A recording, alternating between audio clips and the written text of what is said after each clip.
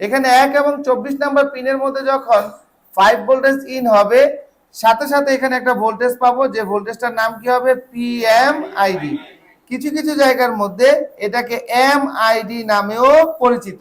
অর্থাৎ পিএমআইডি এমআইডি দুইটা কি একই কথা।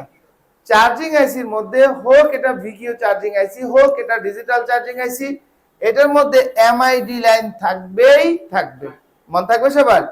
এই লাইনের মধ্যে আমরা ভোল্টেজ পাবো কত, 5 ভোল্ট। কত ভোল্টেজ পাবো? এবং এখানে একটা ক্যাপাসিটর থাকবে, যে ক্যাপাসিটরটার ভ্যালু হবে 10 UF।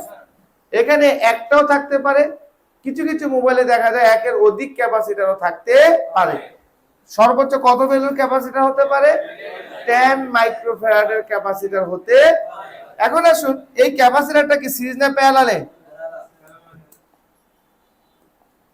এই ক্যাপাসিটরটা সিরিজ না প্যারালালে থাকবে? প্যারালালে থাকবে। এখন এটা যদি আমরা খুলে ফেলে দেই, বা এটা যদি কোনো কারণে খারাপ হয়ে যায়, সেক্ষেত্রে আমরা খুলতে হবে না? খুলতে হবে। খুলে ফেলে দিলে হবে? খুলে ফেলে দিলে হবে? আমরা কি পড়েছিলাম? মাইক্রোফ্যারাড ভ্যালুর যে ক্যাপাসিটর গুলো আছে, অর্থাৎ মাইক্রোফ্যারাড ভ্যালুর যে ক্যাপাসিটর গুলো আছে, ওই ক্যাপাসিটর গুলো যদি প্যারালাল কানেকশনেও থাকে, খুলে ফেলে দেওয়া যাবে কি? যাবে না।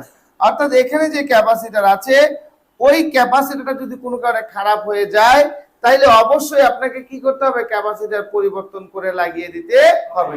অর্থাৎ এটা 10 মাইক্রোফ্যারাডের ক্যাপাসিটর, আপনাকে এখানে 10 মাইক্রোফ্যারাডের ক্যাপাসিটরই লাগাতে হবে।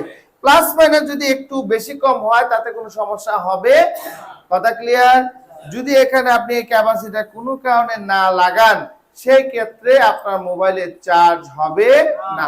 কথা ক্লিয়ার?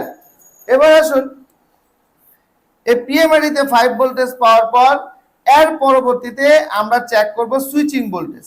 সুইচিং ভোল্টেজের পরিমাণ কত হবে? 3.7।